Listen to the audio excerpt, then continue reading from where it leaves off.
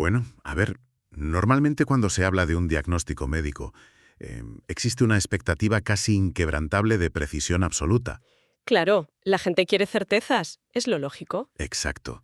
Si alguien se cae, se fractura un brazo, le hacen una radiografía y ahí está. Esa línea blanca y dentada en el hueso.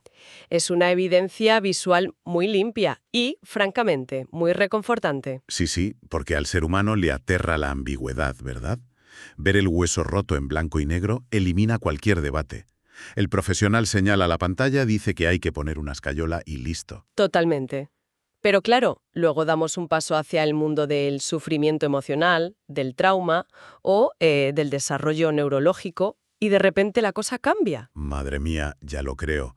Esa máquina de rayos X parece dejar de funcionar por completo. Nos asomamos a un panorama diagnóstico que es, digamos, bastante más turbio. Y por eso hoy tenemos sobre la mesa una pila inmensa de fuentes. Ostras, sí. Tenemos manuales históricos, artículos fundacionales de la American Psychological Association, apuntes clínicos de primer nivel. Material muy denso, sí. Y la misión de esta inversión profunda, dando la bienvenida a SciMap, nuestra academia de alto rendimiento para el alumnado de secundaria y bachillerato, es precisamente destilar todo este material. ¿Qué falta hace? Porque aquí no nos conformamos con resúmenes superficiales. Para nada. La filosofía de SciMap es muy clara. Aprender haciendo y entender para no memorizar.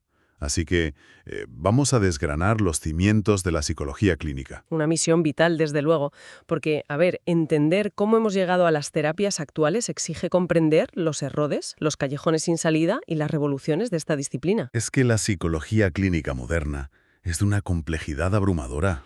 Y lo es porque no opera en el vacío. O sea, integra la neurobiología, la cognición, las dinámicas familiares, el contexto sociocultural. Abarcando desde la primera infancia hasta la senectud, claro. Exacto. Es una disciplina interdisciplinar en toda regla. Pues, para visualizar esta complejidad, yo propongo dejar atrás esa imagen clásica tan manida del paciente tumbado en un diván de cuero llorando por su infancia. Sí, por favor, superemos ya ese cliché. A ver, la psicología clínica hoy se parece mucho más al trabajo de un administrador de sistemas informáticos a gran escala. Me gusta esa analogía. Desarrolla un poco la idea. Pues, imaginemos que un ordenador central falla. Este administrador tiene que descubrir si el problema está en el hardware, que sería nuestra biología y genética. Claro. O quizá hay un virus en el sistema operativo, que serían nuestros esquemas cognitivos y de pensamiento. Eso es. O incluso, si la red entera a la que está conectada está colapsando, que sería nuestro entorno social, no se puede arreglar la máquina mirando solo una de esas partes. Esa analogía captura a la perfección el enfoque biopsicosocial contemporáneo. Es que hay que ver el cuadro completo. Exactamente. Pero para que el alumnado de SciMap entienda cómo hemos llegado a tener este manual de instrucciones tan sofisticado para arreglar el ordenador, tenemos que viajar en el tiempo. Hay que ver cómo se fabricaron las primeras piezas. Sí, porque el gran problema inicial de la psicología fue, digamos, su propio complejo de inferioridad frente a ciencias como la física o la química. Quería demostrar desesperadamente que era una ciencia seria. Eso es. Quería medir lo invisible. Y el primer intento contundente de darle ese estatus de ciencia dura y de laboratorio ocurre en 1879, con Wilhelm Wundt, en la Universidad de Leipzig. Un momento histórico fundamental. Totalmente. Y fíjate que Wundt no intentaba curar a nadie todavía. Quería desentrañar la arquitectura de la mente. Él intentaba ser el Mendeleev de la psique, ¿no? Buscando los elementos químicos del pensamiento. Tal cual. Mediante lo que él llamaba la introspección científica. Y hay que entender cómo funcionaba esa introspección, porque, a ver, no era simplemente sentarse en una silla a pensar en tus cosas. No, era un proceso metódico. Muy estricto. Wundt metía a sujetos altamente entrenados en un laboratorio con condiciones estériles, les ponía un estímulo, como un metrónomo o un destello de luz, Ajá. y les pedía que describieran en milisegundos sus sensaciones más puras justo antes de que el pensamiento complejo contaminara la experiencia. Quería aislar la unidad básica de la conciencia. Exacto. Quería el átomo del pensamiento. Pero claro, a ver, medir cuánto tardas en reaccionar a un sonido de campana, pues no te dice gran cosa sobre por qué una persona sufre ataques de pánico. No, desde luego que no. Era un enfoque muy, muy mecanicista. Y casi al mismo tiempo, en Inglaterra, Sir Francis Galton abrió otra vía completamente distinta. La de la medición estadística masiva. Eso es. Galton instaló un laboratorio antropométrico en Londres donde miles de personas pagaban por someterse a pruebas. Les medían de todo, ¿verdad? Sí, agudeza visual, tiempos de reacción, fuerza física. Y claro, con esto, Galton se convierte en el padre de la psicometría, la medición de las diferencias individuales. Era puramente una cuestión de eficacia neurológica. O sea, de tener un sistema nervioso rápido y afinado. Eso es. Y que, por tanto, era algo fuertemente hereditario. Lo cual, leyendo los textos históricos que tenemos sobre la mesa, sentó unas bases estadísticas innegables, como el uso de la campana de Gauss para entender la distribución de la población. Sí, metodológicamente aportó muchísimo. Ahora bien, también es un hecho histórico ineludible que esta obsesión por la herencia derivó en el interés de Galton por la eugenesia. Un tema muy complejo. Totalmente. Buscaba aplicar la selección artificial a las poblaciones humanas para, entre comillas, mejorar la especie. Y es fundamental para el alumnado de SciMap estudiar esto de forma analítica y neutral. Claro, como el producto de una época victoriana muy concreta. Exacto. Una época donde la ciencia a menudo se entrelazaba con el darwinismo social de una manera que hoy, obviamente, analizamos desde la distancia histórica. Es un reflejo de su tiempo. Y fíjate, mientras en Leipzig y Londres se afanaban con cronómetros, reglas y estadísticas... En Viena empezó a hervir una corriente completamente distinta. Madre mía, la noche y el día. Sigmund Freud empezó a postular que el verdadero motor del comportamiento humano no estaba en la superficie medible. Nada de tiempos de reacción ni agudeza visual. Nada de eso. Él hablaba de un vasto océano invisible llamado inconsciente, un modelo impulsado por conflictos reprimidos, el desarrollo psicosexual... Y a él se sumaron otras figuras inmensas, claro, como Carl Gustav Jung, con su idea del inconsciente colectivo y los arquetipos, o Alfred Adler, que, rompió con Freud para centrarse en la psicología individual y el impacto del sentimiento de inferioridad en el contexto social, alejándose un poco de ese enfoque tan centrado en la sexualidad. Exacto. Pero claro, escuchando todo esto... Es que cuesta reconciliar estos mundos de verdad. O sea, revisando los apuntes, por un lado tenemos a Wundt aislando destellos de luz en un cuarto oscuro, y por otro lado a Freud analizando sueños y traumas infantiles totalmente inmedibles. Parece que hablamos de dos disciplinas completamente distintas. Casi como si la psicología tuviera un trastorno de identidad disociativo en sus inicios. Quería ser ciencia exacta y literatura profunda a la vez. Pues esa fractura que señalas, esa tensión perpetua entre el laboratorio estéril y la complejidad de la vida real, es el verdadero motor de la disciplina. Y el primer intento de unir esa teoría con la ayuda clínica directa llegó de la mano de Leitner-Whitmer. Una figura importantísima. En 1907, él acuñó formalmente el término psicología clínica y fundó la primera clínica y revista del sector. Whitmer dijo algo clave. Dejemos de estudiar la mente en abstracto en los laboratorios. Exacto. Empecemos a usar este conocimiento para ayudar a niños con problemas de aprendizaje en las escuelas. Fue un pionero en la aplicación práctica, abogando por llevar la ciencia a quienes la necesitaban. Sin embargo, ese debate de salón sobre si el ser humano era pura biología medible o un pozo de traumas infantiles, pues se dio de bruces contra una realidad aplastante. No fue una evolución pacífica, desde luego. Para nada. Llegó el siglo XX y con él, la Primera Guerra Mundial. Un punto de inflexión brutal. Ostras, total.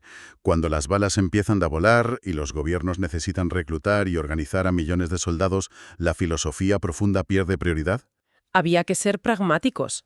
Se necesitaba clasificar a la población de forma masiva y urgente. Y el ejército estadounidense, por ejemplo, necesitaba saber qué recluta tenía capacidad intelectual para liderar un pelotón y quién apenas podía seguir instrucciones básicas. Para lograrlo, tomaron el trabajo pionero que Alfred Binet había desarrollado previamente en Francia. Binet había creado originalmente la primera prueba de inteligencia, ¿no? Así es. Pero su objetivo inicial era muy noble: identificar a menores que necesitaban apoyo extra en la escuela pública, introduciendo el famoso concepto de edad mental. Pero claro, los militares y la industria transformaron esa herramienta educativa en un filtro de selección implacable, con los famosos test Army Alpha y Army Beta. Y en medio de esta fiebre absoluta por medir y clasificar la inteligencia, emerge una investigadora que todo el alumnado debe subrayar en rojo en sus apuntes. Leta Hollingworth. Una figura espectacular. Ella desafió directamente el dogma biológico heredado de Galton. El trabajo empírico de Hollingworth es metodológicamente brillante. Hay que poner en contexto que en aquella época existía la llamada hipótesis de la variabilidad. Una idea bastante pseudocientífica. Totalmente. Sostenía que los hombres tenían un rango de inteligencia mucho más amplio que las mujeres. Y esto se usaba para justificar que los hombres ocuparan los puestos de poder y las áreas de genialidad. Exacto, mientras que las mujeres, que supuestamente eran más mediocres intelectualmente por naturaleza, debían quedar relegadas exclusivamente a la esfera doméstica. Pues Hollingworth desmontó esto, pero no con discursos, sino con datos duros. Eso es lo magnífico de su trabajo. Realizó estudios rigurosos midiendo el rendimiento cognitivo y motor de las mujeres durante diferentes fases de su ciclo menstrual. Y demostró empíricamente que no había ninguna merma o inferioridad fisiológica que justificara esa exclusión social. Sus investigaciones evidenciaron, con un rigor impecable, que las supuestas diferencias de intelecto entre sexos eran en realidad el resultado de diferencias extremas en educación, cultura y oportunidades. Es un ejemplo perfecto de manual de cómo el método científico riguroso puede desmantelar sesgos culturales y sociales muy arraigados. Y ese mismo anhelo de rigor científico extremo propició el nacimiento de un imperio teórico que, dominaría la psicología durante décadas. Hablamos del conductismo. Así es. John Brodus Watson publicó su manifiesto fundacional en 1913 y fue verdaderamente tajante. Vino a decir que si la psicología quería ser una ciencia de verdad, debía dejar de hablar del inconsciente freudiano. Fuera la introspección de Wundt, fuera cualquier cosa que no se pudiera ver y medir físicamente. Para Watson, la mente es una caja negra impenetrable. Lo único que cuenta es el comportamiento observable, los estímulos que entran y las respuestas que salen. Y para entender la mecánica cruda de esto, es imprescindible hablar del famoso experimento del pequeño Albert en 1920. ¡Ostras! Un experimento que hoy en día no pasaría ningún comité de ética, desde luego. Ni de lejos.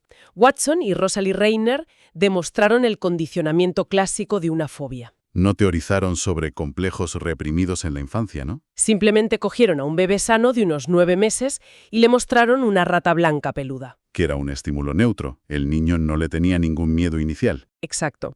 Pero justo en el momento en que el bebé iba a tocar a la rata, los investigadores golpeaban una barra de metal a sus espaldas haciendo un ruido ensordecedor. Claro, el ruido genera una respuesta incondicionada de terror absoluto. El niño lloraba. Y al repetir esta asociación varias veces, el bebé empezó a llorar y a sentir pánico solo con ver a la rata blanca, incluso sin que hubiera ningún ruido. Habían programado el miedo en el niño. Demostraron que las emociones complejas podían ser simplemente aprendidas por pura asociación en el ambiente. Y esto lo llevó al extremo más absoluto B.F. Skinner años después con el condicionamiento operante. Skinner demostró que no solo reaccionamos a los estímulos previos, sino que nuestra conducta está gobernada por las consecuencias de nuestros actos. Si haces algo y recibes un refuerzo o un premio, tiendes a repetirlo. Y si recibes un castigo, dejas de hacerlo.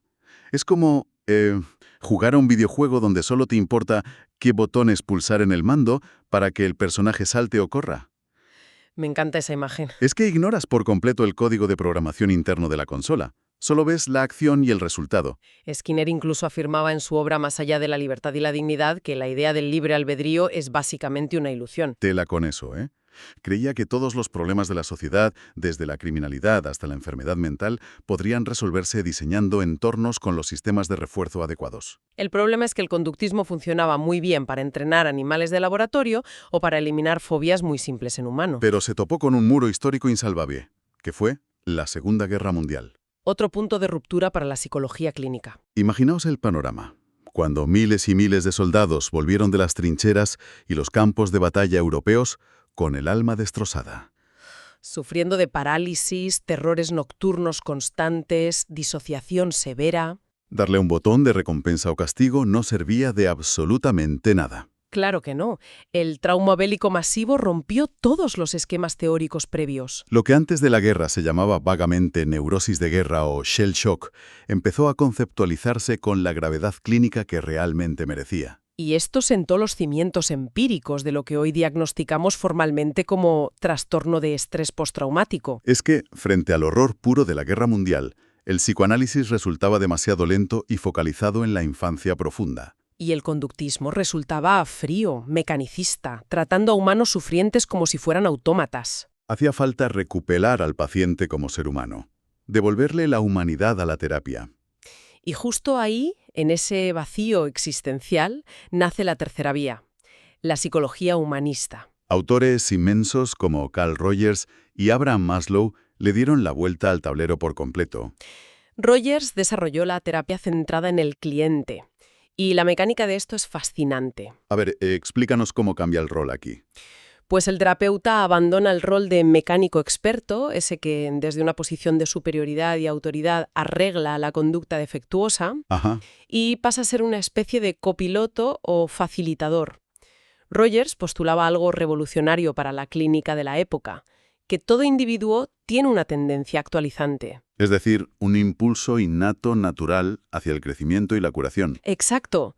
El trabajo del psicólogo clínico no es diagnosticar fríamente ni condicionar respuestas con premios y castigos. Sino proporcionar un entorno de aceptación incondicional, de congruencia y de empatía muy profunda. Porque en ese entorno seguro y sin juicios, la propia persona encuentra sus recursos internos para reorganizar su percepción de sí misma y sanar. Ostras, es que el humanismo nos devolvió la dignidad individual, sin ninguna duda.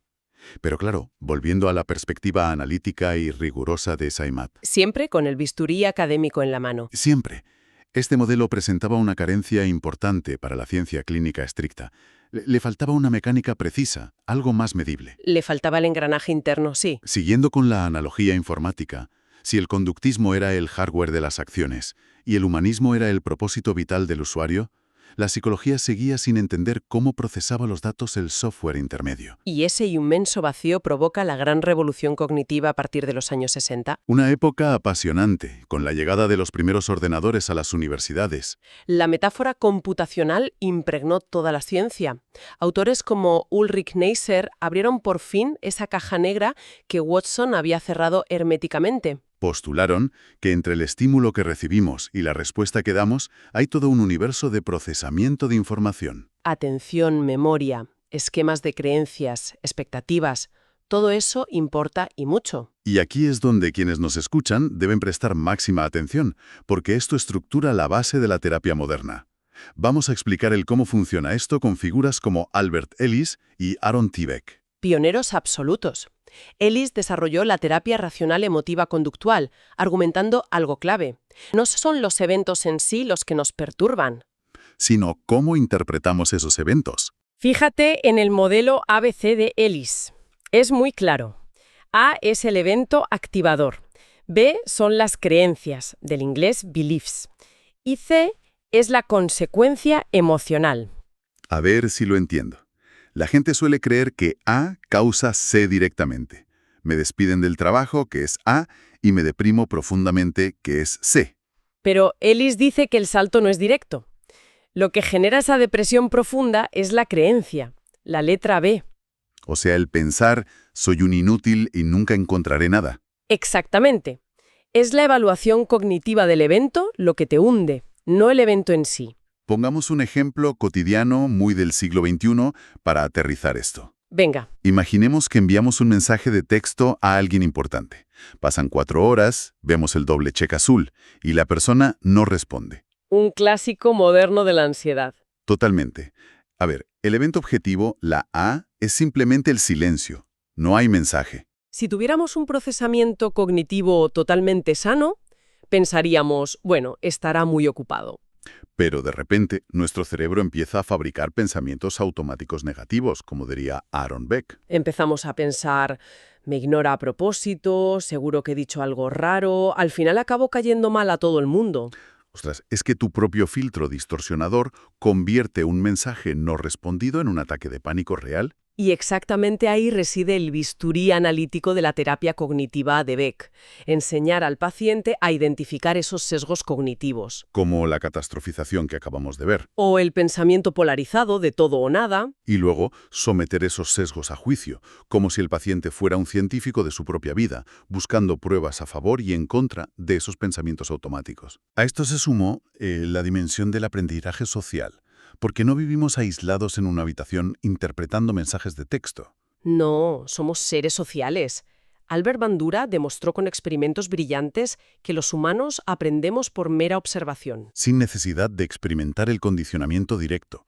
Vemos lo que le pasa a otros y aprendemos. Y Julian Rotter aportó otra pieza de la maquinaria clínica esencial, el concepto del locus de control. Un concepto crítico para entender por qué dos personas reaccionan de manera tan distinta ante el mismo tratamiento o la misma adversidad. Sí, a ver, una persona con un locus de control interno cree que el timón de su vida lo lleva ella misma. Si suspende un examen, asume que debe estudiar más. Si tiene depresión, confía en que ir a terapia e involucrarse activamente cambiará las cosas. Pero una persona con un locus de control externo, en cambio, siente que es una hoja llevada por el viento. Atribuye sus desgracias al destino, a la mala suerte, a los demás o a una genética que no puede cambiar. Y cambiar ese locus externo hacia uno interno, devolviendo a la agencia al paciente, es uno de los mayores retos de la clínica contemporánea. Si integramos todas estas piezas, el análisis detallado de la conducta de Skinner, la modificación de pensamientos destructivos de Becky Ellis y la relación terapéutica empática de Rogers, Obtenemos el estándar de oro de la actualidad, la terapia cognitivo-conductual y todas sus derivadas de tercera generación. Pero claro, a medida que nos acercamos al final del siglo XX, los trastornos a los que se enfrentaba la clínica se volvieron, digamos, más complejos, más difusos y resistentes. Lo que exigió un refinamiento metodológico brutal. Ya no bastaba con tener una teoría que sonara coherente en un libro. Para nada. Los sistemas de salud pública exigían evidencia empírica contrastada de que una terapia funcionaba sistemáticamente mejor que un simple efecto placebo. Y aquí surgen desarrollos de altísima complejidad técnica, como el trabajo magistral de Marsha Linehan. Linehan revolucionó por completo el tratamiento del trastorno límite de la personalidad. Un cuadro clínico muy duro, marcado por un sufrimiento emocional desbordante, impulsividad y autolesiones. Y que históricamente, hay que decirlo, muchos terapeutas evitaban por considerarlo, entre comillas, intratable. Pero Linehan creó la terapia dialéctico-conductual. Y la mecánica de esta terapia es, francamente, una obra de arte clínica. Combinó dos mundos aparentemente opuestos, las técnicas estrictas de cambio de conducta de Occidente con las filosofías orientales de aceptación radical y mindfulness. Es un equilibrio constante, una tensión dialéctica. Al paciente se le valida absolutamente su sufrimiento presente, se acepta su dolor sin juzgarlo. Pero al mismo tiempo se le exige de forma implacable que aprenda habilidades para cambiar sus conductas destructivas. Aceptación y cambio, a la vez. Y en paralelo a tratar la psicopatología severa, la disciplina miró por fin hacia la prevención activa. Recuperando un poco aquel viejo anhelo humanista de crecer. Eso es. Martin Seligman estructura la psicología positiva. Y el objetivo aquí da un giro radical. Ya no es llevar a un paciente desde un estado de -5 a 0, neutralizando la depresión o la ansiedad. La ciencia clínica empieza a investigar con rigor empírico cómo llevar a las personas del 0 al +5. Cómo cultivar factores protectores como la resiliencia, el propósito vital o la inteligencia emocional. Para que el sistema inmunológico psíquico resista mejor los golpes inevitables de la vida. Lo cual nos lleva de cabeza al siglo XXI, al presente absoluto. Donde el terreno de juego ha cambiado por completo gracias a dos vectores gigantescos. Por un lado, la tecnología externa. La pandemia y las crisis globales aceleraron muchísimo la implantación de la telepsicología. La posibilidad de realizar evaluaciones clínicas e intervenciones de forma online ha derribado barreras geográficas formidables. Democratizando el acceso a la salud mental para entornos rurales o aislados, que antes eran literalmente desiertos clínicos. Y por otro lado, el desarrollo tecnológico interno. El monumental auge de las neurociencias y las herramientas de neuroimagen funcional, como la resonancia magnética. Hoy podemos observar el cerebro pensando y sintiendo en tiempo real. ¡Ostras! Es que esto ha permitido unificar finalmente piezas que llevaban siglos peleadas. Hoy la neurobiología, la psiquiatría y la psicología clínica hablan un lenguaje integrado y común. Comprendemos por fin cómo un trauma en la infancia altera físicamente el tamaño y la reactividad de la amígdala cerebral. Y a la vez, comprobamos en una pantalla cómo una terapia cognitiva prolongada puede generar neuroplasticidad y reconfigurar esas mismas redes neuronales dañadas. Hemos cerrado el círculo entre el software, de los pensamientos, y el hardware biológico del cerebro. Al observar toda esta enorme trayectoria histórica, queda patente por qué en SciMap insistimos tanto en que memorizar fechas y nombres de forma aislada no sirve de absolutamente nada. La psicología clínica es un organismo vivo que se ha construido, como decimos, aprendiendo, haciendo. Cada nueva terapia, desde la introspección en el laboratorio de Wundt hasta la integración neurocientífica actual, nació porque el modelo anterior fracasó al intentar consolar o explicar una nueva forma de dolor humano. Y la evolución no se detiene aquí. O sea, si repasamos esta inmersión profunda de hoy, vemos a la psicología respondiendo a las necesidades de su época. Respondió a la industrialización, a las guerras mundiales, a la revolución informática. Y el reto ineludible que planteamos a cualquier estudiante que esté asimilando estas fuentes es mirar hacia el mañana más inmediato. Hacia la próxima frontera invisible. Porque hoy nos enfrentamos a la integración de la inteligencia artificial generativa, a la automatización masiva, a algoritmos que predicen nuestro comportamiento mejor que nosotros mismos. Y a una hiperconexión digital constante que, paradójicamente, está generando epidemias de soledad sin precedentes. La pregunta que debemos hacernos no es solo qué terapia aplicaremos mañana, sino cómo se adaptará nuestra especie a todo esto. Si nuestra cognición, nuestra memoria y nuestras relaciones sociales empiezan a fusionarse de manera indisoluble con la red digital y la inteligencia artificial, estaremos a las puertas de tener que redefinir una vez más y desde los cimientos qué significa exactamente albergar una mente sana. Ahí es donde aquella radiografía borrosa del principio vuelve a aparecer. Porque a diferencia de un hueso roto que se arregla de una vez y para siempre con una escayola, el diagnóstico de la salud mental exige que estemos rediseñando constantemente la máquina con la que miramos al ser humano. Es una labor interminable y fascinante. Para quienes nos acompañan desde el exigente entorno de SciMap, el mensaje final es claro. Es fundamental seguir cuestionando los modelos establecidos, exigir siempre rigor científico para entender la mecánica profunda de cada teoría, y mantener el pensamiento crítico afilado. Porque el mapa de la psique humana sigue teniendo inmensas zonas en blanco. Y explorarlo requiere entender para no memorizar,